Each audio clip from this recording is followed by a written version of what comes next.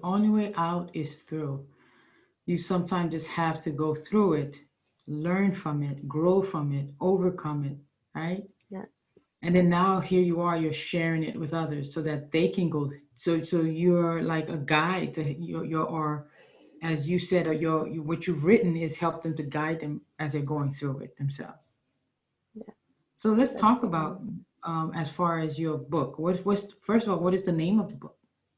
It's called Poems of Recovery: A Young Girl's Path to Recovering from an Eating Disorder and Amenorrhea. Mm, Um, so it's on Amazon and on some websites and bookshops in the Netherlands. And it's basically a collection of poems. So it's 132 poems, and it's built up in three parts: healing, feeling, and living. Um, and they're quite short and direct. So they're not like 3 pages. Every poem is like, I think, around 8 lines, sometimes a bit more, sometimes a bit less.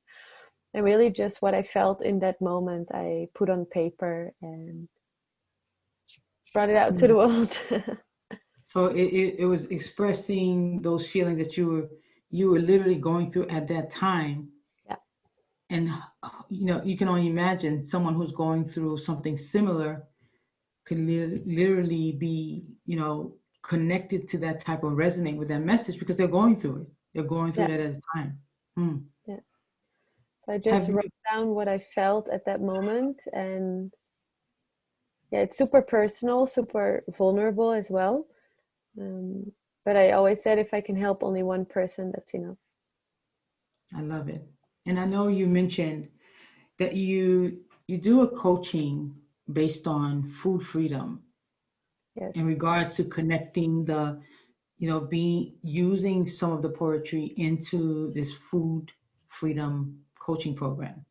Can you share a little bit more about it? I'm currently setting it up, so it will be available on my website soon. But it's basically some of the exercises that I did in my recovery that I put out there for other people now. And then we have weekly coaching calls as well to see where you're at and where you're going. So you can also reach a point of food freedom. Mm. Food freedom. Like we all need some food freedom, huh? Yeah. Yes, we do. So, And it is fully possible. I never thought it was. I even told my mom, I remember, like, yeah, but mom, how do people eat normally? Like, how do you know what to eat without planning it? She was like, yeah, you just know. And I was like, how? But she's right. At one point, you just know. hmm, Food freedom. yeah, food freedom. So what is the website? So those who are looking to, so those who are looking into the food freedom coaching program, how can they connect with you? My website is just my name.com. So anandadejager.com. There you All will right. find also more information about the book, some poems, some articles, and podcasts to get inspired. And then there's my contact details there as well. I love it. And any of those who are listening to you, right? Like anybody who's listening to you right now, and they want to maybe start taking the right step, the first step into this food freedom, right? And I can literally see this picture. It's almost like some people have this massive attachment to food and they want to get freedom from that. They want to be able to have control over what comes into their body and how it comes Yeah. to their body. What is like how do you start this journey? I want to start this journey. What do you tell me? Well, how I started it is I just allowed myself to eat everything in abundance. So there's also this book called The Fuck It Diet. I don't know if you heard about it, but it's really also a great book about food freedom. And the thing is that if you restrict yourself, you're only going to want more of it. So if I would tell myself you can't have chocolate tomorrow, all I'm going to think about tomorrow is chocolate. Hmm. So I will probably binge on chocolate after I've eaten a banana, an apple, some broccoli, some crackers. I will probably still want chocolate after. So really listening to all your food and hunger cues and tuning in with your body. But also when you feel, for example, the urge to binge, I always try to take a step back and say, okay, do I really feel hungry right now? Or is there an emotion that I'm avoiding? So really Hmm. writing down and What also really helped me was my coach said, after each meal, write down how full you are. Is it a 4 or a 5? You definitely need to eat more. Mm. Is it a 6 or a 7? Then you're kind of good to go. And you don't want to be at a 10 because then you're like nauseous because you ate too much.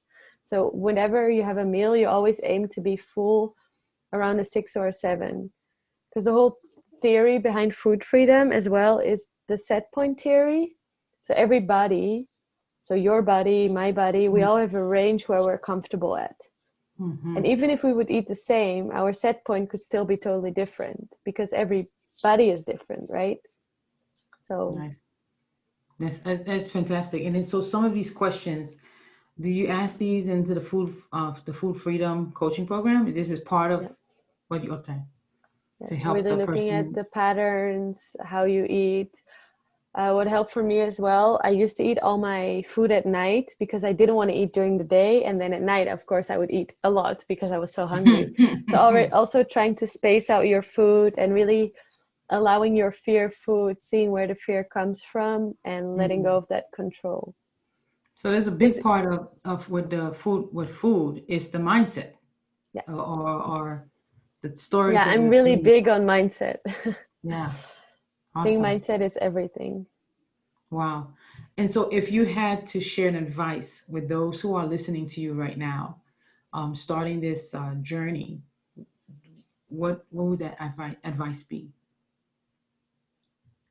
Be kinder to yourself, I think. And of course, a lot of people say, love yourself. But if you hate yourself or if you're Mm. not comfortable with yourself, you're not going to love yourself tomorrow just because you tell Yeah. that to yourself 3 times in the mirror. But start small. Like apply your day cream a little bit nicer. Take a bit more time Mm. for yourself when you eat. Like properly digest your meal. Buy a nice dress for yourself. Take a bath. Like baby steps. And then eventually, a lot of baby steps become a really big step. And before you know it, you're Yeah. further along than you thought you were. I love it. I love it. What would you tell yourself, Ananda, if when you were younger? What would you tell to your younger self? What would you say to You're yourself? you're good enough. You're allowed to be here. You're allowed to take up space, and you're good enough. You're good enough. Yes, You're good enough to do anything that you want to do. yes. That's fantastic.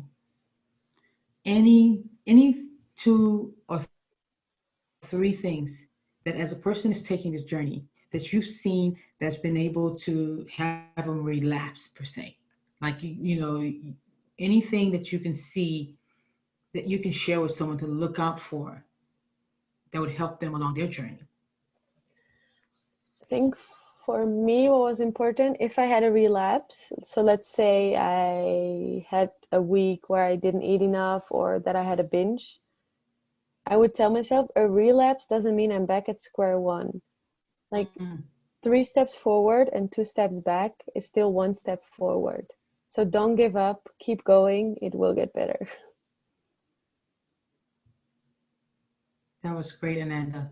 Thank you so much for sharing, your journey and having a message of, like you said, don't give up, keep going, because little steps do matter, don't they? They do.